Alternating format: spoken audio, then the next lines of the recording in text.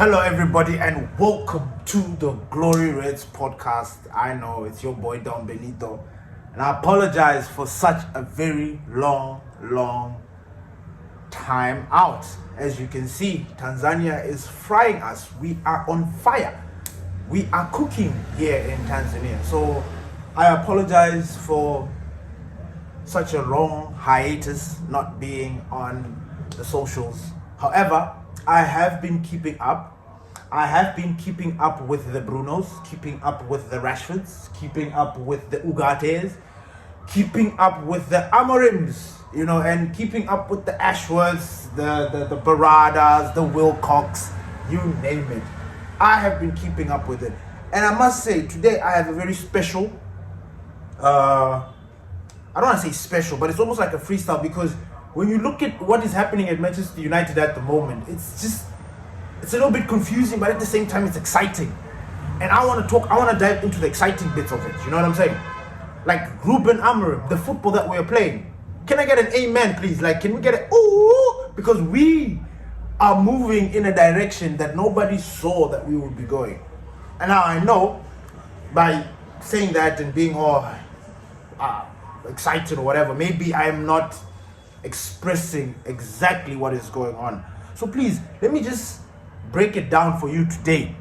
Some of the things that I'm going to be talking about today. I'm going to be talking about Ruben Amorim, right? Because I've been thinking ever since he's been here, we've not really talked about him, what he has done, the changes that he has made at Manchester United. I don't think we've delved too much into that. And there's so much that has been going on at Manchester United. And I just want to show you, Then we're going to be talking about the players. I think the players, there's a big question mark on every single one of them. We're going to be talking about that. We're going to be talking about the style of play. Because everybody's been talking about, style of play, Manchester, We have a style of play. And I'm going to be talking a little bit about that. And then I'm going to be talking about the big story. The one that has left me floored. The one that has left me, if there's any nervousness that's going to come out from Manchester United, it's because of this story. And that's Dan Ashworth. Like, guys, let's jump right into it. Ruben Amorim, guys. Listen, remember when I said that Eric Ten Hag, I trust him with my life? Do you remember that? Do you remember me saying that I will back this manager? I am doing the exact same thing with Ruben Amorim. I love this guy. I love this coach. This coach is an underground Manchester United supporter. This guy has been a Manchester United fan since birth. There is no way that this guy is coming here to Manchester United and just speaking our language.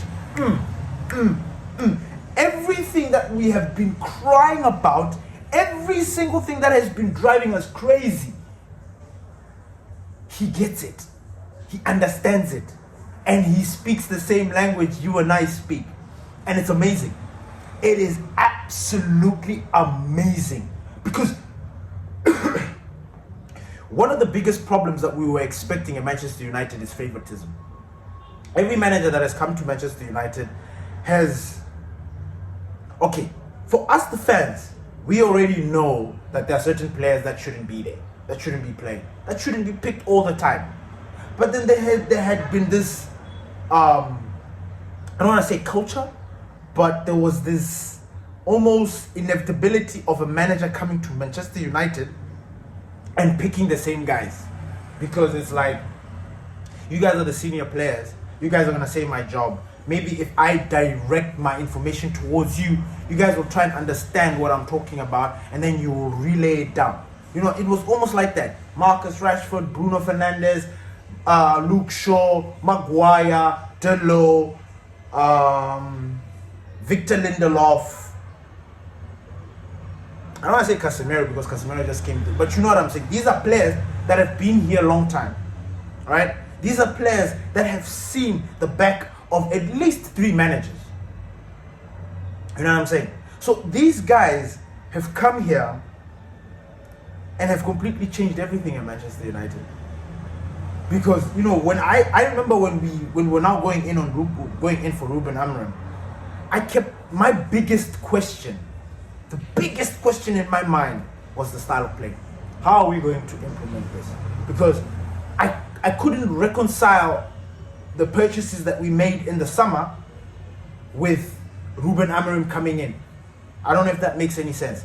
I didn't get it. I was like, okay, Ineos have come to this and said that they're backing Erik ten Hag, which is fair. Then you go and spend money on Erik ten Hag, which is fair. But then you sack him. Now, when they sacked him, in my mind I started thinking to myself, wait, okay, let's go back. Were those players that were bought during the summer for Erik ten Hag, or for the future of somebody they think is going to come in and do the 3-4-3? Because I couldn't get it. I didn't understand it. The more we bought a lot of defenders, which was one of the things that actually, because when you look at the 3-4-3 or the new formation that we need top class defenders. We need defenders that are comfortable on the ball, that are comfortable with playing in tight situations, being pressed. Players that are very calm on the ball when they're being attacked. So defenders we need defenders. You look at the season before that, we had a problem. Remember, we had that issue with the injuries and blah blah blah. So I was just anyway. You know what? I'm not speaking for Ineos because I don't get it. I don't get it because you look at these. Okay, so the signings come and then Erik ten Hag is sacked and then Ruben comes in, and Ruben obviously has got a completely different style. Now in the beginning, I remember what I was saying. I was even complaining to Pastor D. I was saying, listen, why is Ineos coming to us telling us all these rules and regulations and the list? They're not going to buy players that are over 25. They dictate the style of play. They dictate the what. Like it's going to be coming all the way from the academy, being pushed all the way through. So in context to that, I was thinking to myself, okay, so if we bring Ruben Amorim coming into Manchester United and he doesn't succeed, and this man has completely changed the DNA or whatever it is of the club, and then he doesn't do well, then he gets sacked. These players, like, what's going to go on? And I just kept on laughing and thinking to myself, I'm like, you know what? Yeah, the same problem that we've always been having for the past 3 seasons, or even 4, is the players. I am not scared to say that Rashford is shit. I think I've said that a lot of times. He is playing below par. And Rashford's situation, I'm gonna say this. I wanted to say this because I feel sorry for him. Not in the sense that not in the way that you're probably thinking that I'm thinking. No. But I feel sorry for him as a football player. I feel sorry for him as a fellow sportsman because he's only known Manchester United his whole life. He has played. He has done everything Manchester. He doesn't know anything else. His brand, Marcus Rashford, the guy that saves kids, that feeds kids, and what, all these other stuff that he has going on. Those things will disappear, or not. Let me not say they will disappear, but they will reduce once he leaves Manchester United. Now, I don't know if Marcus Rashford has ever actually thought about this, or maybe he's actually thinking about retiring at 30. I don't know what his plan is. But the way I'm seeing him, I don't see him try to get back into the good graces of Manchester United. He's 27 years old. You look at yesterday's game. He gets that yellow card, and then, man, I am just so disgusted by the way Marcus Rashford plays. I'm sorry. I'm not happy. I don't want him in the squad because I feel like he does nothing, and him being in the squad is taking an opportunity for somebody else. Now, this is not the Marcus Rashford show, but I just need to emphasize, does Marcus Rashford know what is going to happen? Is he aware that we are looking at him, his body language, the way he's doing? Is he aware? Is he aware that we are seeing him frown? We are seeing him not pass. We are seeing him give away balls. We see him not track back. We see him give off negative body language. Does he notice that? Is there someone at Manchester United that's actually speaking to this? I don't know if you guys noticed this yesterday or not. But when Marcus Rashford came out after being subbed, there was no handshake with Ruben Amorim. There was no fist bump, nothing. But then the other players, when they did, I forgot which other player that was. I'm not sure if it was Delict, I don't know. I forgot, Malassi or somebody. Somebody came out and Ruben Amorim gave him the high fives. Gave him the hand. Every time Marcus Rashford did something on that pitch, Ruben looked like he wanted to explode. Like he wanted to just combust. Rashford's time at Manchester United is numbered. I'm sorry to say this, but his time is numbered. If he's going to keep on playing like this, I just think we don't pick him. Because he does nothing. And then here's the funny thing that drives me crazy. The media. And some of you Manchester United fans. Because you guys, when Rashford just does one little thing once, you want him to continue. You want him to play other games. I think Marcus Rashford has, like, that thing of him treating him like a child and giving him chance, that thing has expired. He's not a baby anymore. It's expired. It's high time we start treating Marcus Rashford the way we were treating Scott McTominay. Like we could get rid of him. And Scott McTominay, now I'm thinking about it. In fact, I've been thinking about it. In fact, I even said that I didn't want Scott McTominay to go. But now I'm looking at it and I'm like, yo, I miss McSauce. You know, and not in that way because we needed the money. Don't get me wrong. Like, it's a good deal that he left. But I would have rather seen Rashford leave than Scott McTominay. Because I believe like Scott McTominay in this system would have worked perfect. Now, I'm not trying to reminisce and go this and say this.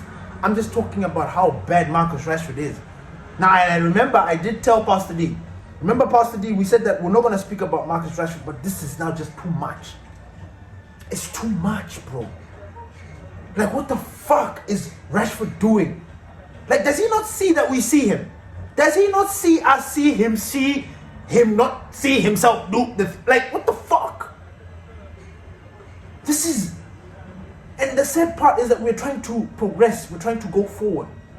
And then you've got the media coming in saying that, why are we not giving Marcus Rashford a chance? Oh, he scored in the previous game. Why are we not doing this? Blah, blah, blah, blah, blah, blah. It's driving me crazy and it's getting on my nerves. Marcus Rashford needs to dig deep. Amorim has had nothing but praise for Ahmad, Mazraoui, Mason Mount, Delict, I think Euro, Mainu, Ugarte,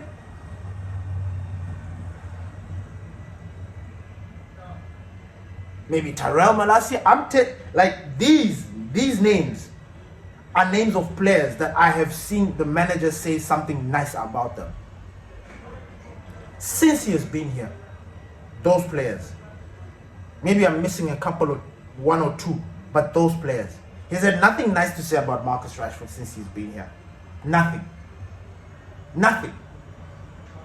He keeps on saying Marcus Rashford needs to want this.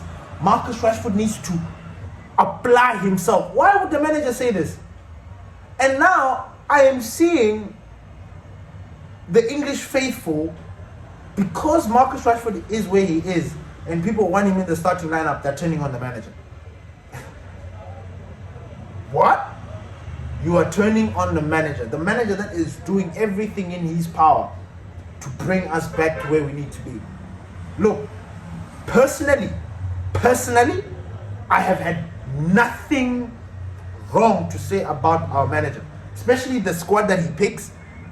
I've got nothing wrong. This manager has got the biggest free pass of all time when it comes to me. And to make matters worse, or to make matters even more interesting, is that he is doing exactly what I want, what I like to see in my club. So I'm not mad. The people that are mad are creating the resistance. Oh, why shouldn't he have played this? Oh, he should have started this guy. Hey, can you listen to Ruben Amorim, please? Like if Ruben, right, press conference comes there and says that I've done this, I made these changes, and then you still think, nah, fair. But are you listening to what my man is saying? Are you listening to why my man is saying this change is for this, it's because of this, it's because of this? Manchester United right now, man, what Chelsea had by not going to Europe, what Arsenal had by not going to Europe. Remember, this Europe thing is a big deal, and I don't know why people are not talking a lot about this. I don't know why. People just all of a sudden surprised when they see Chelsea playing the way they're playing. I'm not. Arsenal, when they did, I was not. Remember last season, I was even telling Pastor D that, listen, Manchester United, we need to be relegated from Europe completely. Just focusing on domestic competitions. That's it. Premier League, FA Cup, Carabao. Forget Europe. This traveling bullshit, forget it. We're just focusing at home. We've got like what? 6 days? 7 days to train? As compared to the 2 a week we get because of the schedule that we are there. We play maybe 3 games a week. Do you know how crazy that is? There is absolutely no time for the manager to implement his ideas. There is no time for the manager to drill his ideas into these boys. But what he can do is create the platform, the foundation. And that's what he has done. That is what he has done. They are working on the game, the style of play. The rest will fall in. They're just trying to get by. Now, you can't do this when you've got all the games going on. Mind you, Chelsea and Arsenal, and I need to say this so that if somebody's supposed to click me or say something, when those teams were not playing in Europe, they had ample time to do what they had to do. They only focused on the Premier League, Carabao, and the FA Cup. Carabao and FA Cup don't come as often. FA Cup is coming next year. Carabao, like they've not been that so many games in between, and that gives a team time to focus, which is what Amorim wants. Amorim wants more than anything in this world. He wants time. He wants time because these players need to understand what's going on. He's already spoken highly of some player like Mazraoui. I mean, if there's one player that he has really spoken highly of, it is Noussair Mazraoui, one of our best defenders at Manchester United. Mazraoui. Oh my God. You know what? When I don't see Mazraoui on the pitch, I feel some type of way. Even when we're rotating, I feel some type of way because it's like Ruben said, if we could have 5 players like Mazraoui, same intensity, same ball control, same fire, same control of the rhythm of the game, like this team would be on levels. It will absolutely be on levels. So this situation with Marcus Rashford it's really sad because I see Marcus Rashford falling into the same Jesse Lingard trajectory. You know, there was somebody that said something that was very interesting to me that it made me laugh. It was like, look, Raheem Sterling is not a Ballon d'Or contender, but this man has put in the numbers. He has done what he has had to do. Marcus Rashford, I'm sorry, he has not done. Marcus Rashford's, man, it's even I'm getting pissed off thinking about Marcus Rashford's time at Manchester United because this is so annoying. This is so annoying. It just shows how far we had fallen. Like, you look at how we were accepting bullshit, mediocre. He gives us 9 goals in the Premier League or something. That's good enough. Like every now and then, that's good enough. Wow. And then I'm sitting here looking at Ruben Amorim and these guys are exposed. I love it. absolutely love it. No one is safe. In fact, you guys have seen the stories that Rashford is up for sale. Like, if these guys could sell Marcus Rashford yesterday, please. And I think Marcus Rashford needs to be an example to players in the future. Some of the players that are current right now that are looking at their situation, and it doesn't have to be necessarily Manchester United. It could be Man City, it could be Chelsea, it could be PSG, anywhere in the world. This Marcus Rashford situation, it needs to be a lesson. Ineos need to do their due lily. They need to do their due lily and make sure that this guy leaves this club. The reason why I'm saying that is that it needs to send shockwaves. It needs to send a message that no one is safe. It doesn't matter who you are.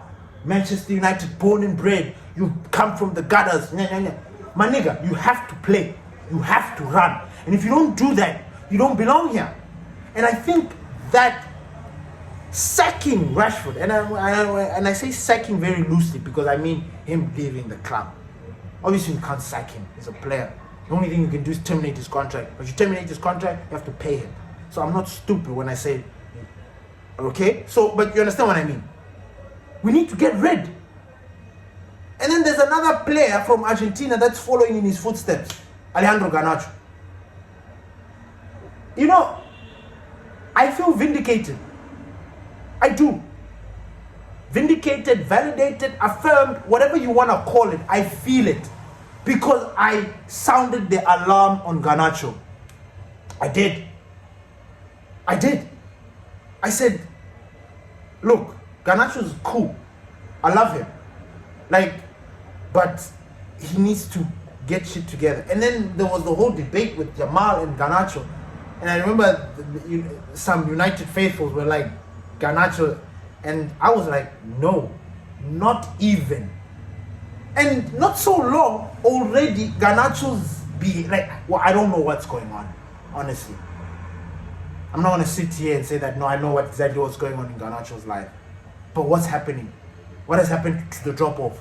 What's going on? Is it because he's focused on the outside stuff, social media? Because that's what happens. Every time we see stories of players liking and doing all these things, focusing on social media, and then their football is just below par, we start to mix the two.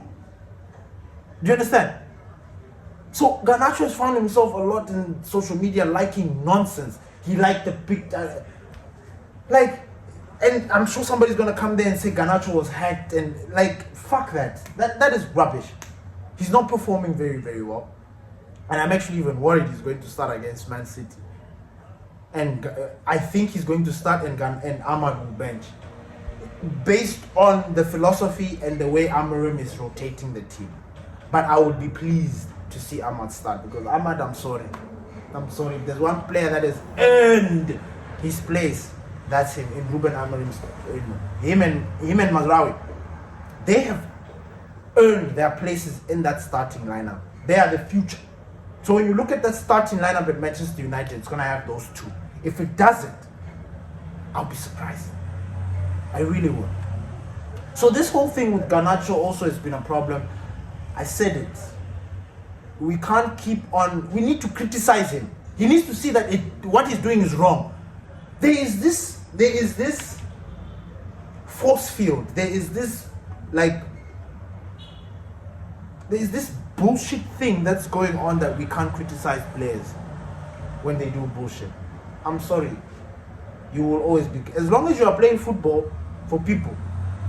If you, as the individual player, don't step up your game, you'll be criticized. I don't know which world you're living in, thinking that thing doesn't even exist, but you are very stupid in thinking that. These players are there to be criticized. Garnacho, Rashford have not been good enough. Now I know Garnacho still has, there's hope for Garnacho. There is. He's younger. You can still knock his senses back. But that other one, I'm sorry. 27, nah. It's time. It's the same time McTominay left, Jesse Lingard. It's that time. 27, fuck off. bounce. Like, I'm sorry, Rashford needs to go. And even if I was to see him like this live or ever Zoom, I would tell him, my friend, your problem was not communicating with the fans. Your problem was making us out to be your enemies. Putting your chin out, acting like you don't need the fans. Cool. Like, I've got no sympathy for Rashford. I'm sorry. Absolutely not. And I know people are going to come in here, he's had this injury. Rubbish. This guy is not in there. That 30-goal season, he knew that if he didn't score those goals, he was never getting that 325,000 a week. Never. But he did that and he was like, hey, oh, I scored 30 goals for you 1 year. That's enough. You guys will see you. Like, what the fuck? I'm so mad at myself for supporting him. Like, and when I say that, I mean it with all my heart. And I don't mean it in a bad way. But I've been in conversations with people. Vinicius, like, how is it that some players that have come after him have just overtaken him and continue to put the numbers? How, Marcus? How? Nah. This will be the last time I speak about Marcus Rashford in that sense, because in my mind I've checked out. If he's not sold and he keeps on staying in Manchester United, I don't know what I'll do with myself. But this is the last time I'm speaking on Rashford. I want him gone. It is a wrap. I don't know about you guys, but yeah, I'm done with Marcus Rashford. Fuck. I am done. I'm done. You look at Ahmad coming up there showing you out, bro. This guy. Now, I'm not shitting on Ahmad. I'm not playing down what Ahmad can do. But Ahmad is a baby. Rashford is a man. And he's playing like a pussy. He's playing like he's never played football. Like, what the fuck? Rashford. Nah, bro. You don't know how much you're hurting people's feelings. You think you're going through your own thing, but you have no idea the psychological damage you're doing to people. You're fucking with people's brains because they don't know if they should support you or not. Stick with you or not. Get rid of you completely or not. Because they don't want to be in that camp like, oh, you guys are shitting on Rashford when you start. But even if you do, my friend, it's too little too late. Too little too late. Maybe next season you think that you're going to score those 30 goals again. I'm sorry. Even if you do, we are not renewing your contract. Man, you are done at Manchester United. For me, Marcus Rashford, and I, it's dead to me. I'm sorry. I can't accept this. I can't accept this from especially players that are Mancunian academy players. I will not accept it. I will not accept that, and I'm sorry. And then we need to talk about this thing about the rotation. Guys, can we trust Ruben Amorim, please? Everybody's questioning this guy. This guy's just been here for 2 seconds. A month tops. And everybody's in on his dick. Hey, Ruben is doing this. Hey, he should start this. Oh, Ruben this. Hey, Ruben this. Really? Like, you want... come on, guys. Come on. This manager, I've never seen a more competent manager like Ruben Amorim. This is our dark horse. You know, I like the position that Manchester United is in right now, both in Europa and in the league, because I kid you not, we are going in the right direction. The football we are playing, I'm sorry, I know it's painful for some of you, but I'm enjoying it. I'm enjoying changing, and I'm watching these players stick, be disciplined, keep the shape, not break down. When they concede a goal, they do not fall apart. They stick to that. Yes, their individual performers that we need to call into question. But as a unit, I'm happy. I look at the bench. Ever since Ruben Amorim has arrived at Manchester United, oh my God, I have never seen a sexier bench like healthy freaking bench, bro. Now, okay, having a healthy bench is one thing. How you implement those things and you move them around and change them around is up to you. And he's doing well. I think what Ruben Amorim is doing, I'm pretty sure 90% of Manchester United fans, it's just that 10% that I just want to talk. People are complaining now about the defenders, the rotation. These guys had no preseason. These guys had no proper,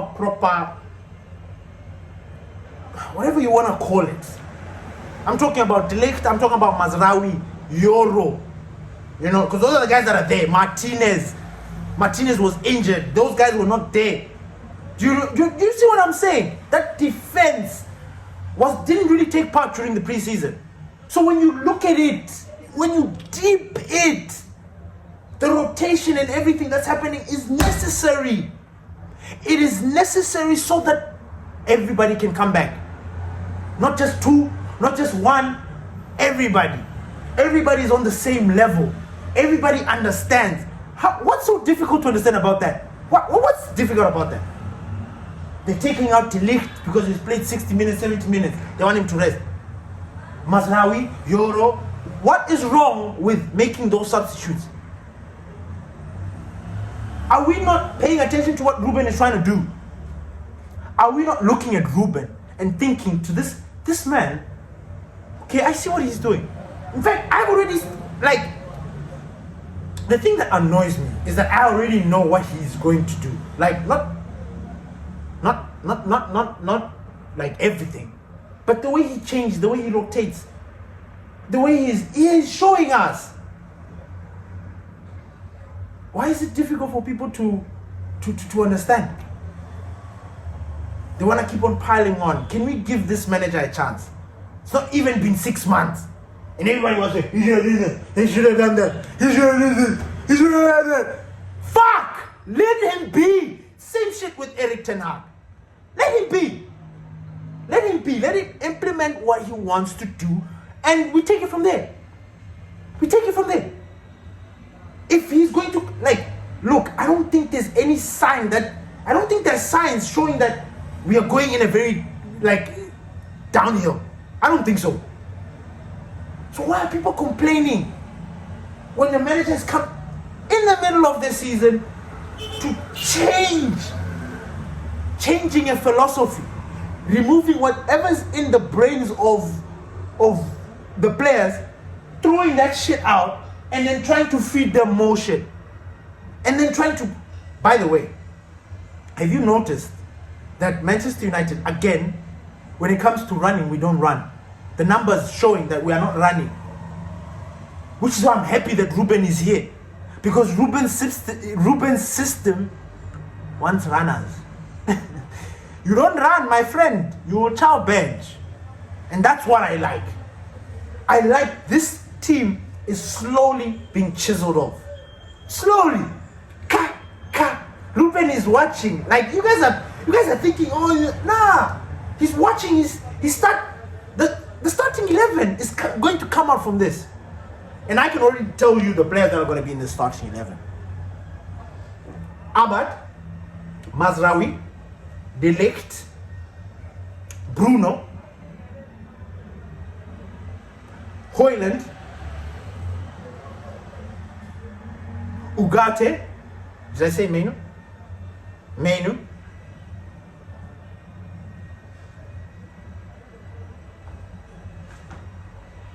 I want to say Garnacho, but I'm not sure.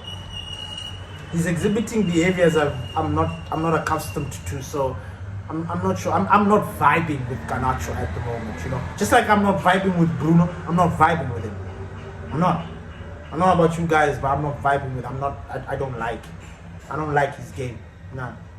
Like recently, and you can say what you want, he's a kid. No. Passing, scoring, just takes a certain kind of mentality to do. And some of the things that he's showing is childish, and I'm not even having it. So those are the players that I see being in that starting 11. Honestly.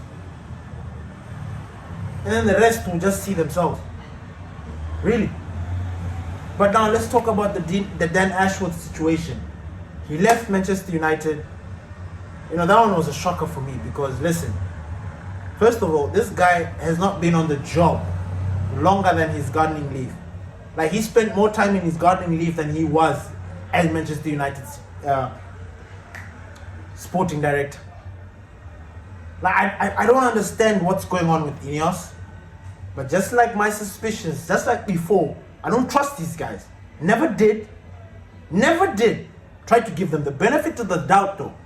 But I've never trusted them. To me, they're just the Glazers with a different mask. Well, no, that's a wrong analogy. It's like the Glazers got tired of being blamed for the football stuff and said, you know what, let's find another doofus that can deal with the situation. Here comes Ineos. Because Ineos, in as much as they're doing some good things, like the signing of these young players, I like it. But I hope there is a plan. Because we need players in that start, in that our first team. I don't know if a lot of these youngsters that we keep on buying are going to even make it. Or maybe we're trying to bring them for profit, so we can be selling players. I don't know. But at the moment, Ineos are moving mad. They are moving mad.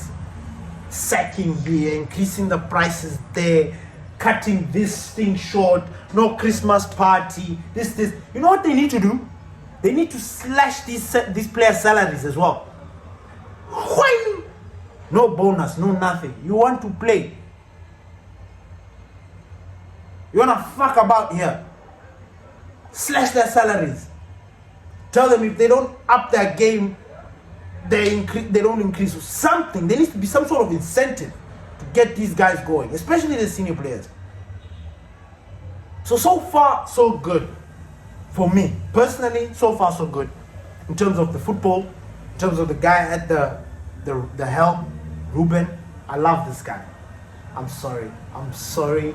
This guy is the one. Maybe he might not be the one, but so far, the way he communicates to me, when he's like, Benito, like, I don't care about the league. We're just trying to fix the structure. And we need to win games in the process. And judge us from where we will be at the end, but please don't put pressure on us. Huh, Benito? That's Amorim talking to me, and I'm like, yes, sir. Yes. I love him. Very charismatic, handsome man. Sits there, he tells you everything that's going on. Like, and what he says is spot on. Like, there's nothing that he says that doesn't get reflected on the football. No. We had a tough time with that when he came with Erik ten Hag, I'll give you that. And I remember one day I wanted to say, hey man, don't you think Erik ten Hag language? Then that didn't want to hear it. Like, nah. I was like, alright. But, hey. The way he expresses himself, when we look at Ruben Amorim communicates very well with us. So, Manchester United, as in the footballing sense, we're moving in the right direction. And dare I say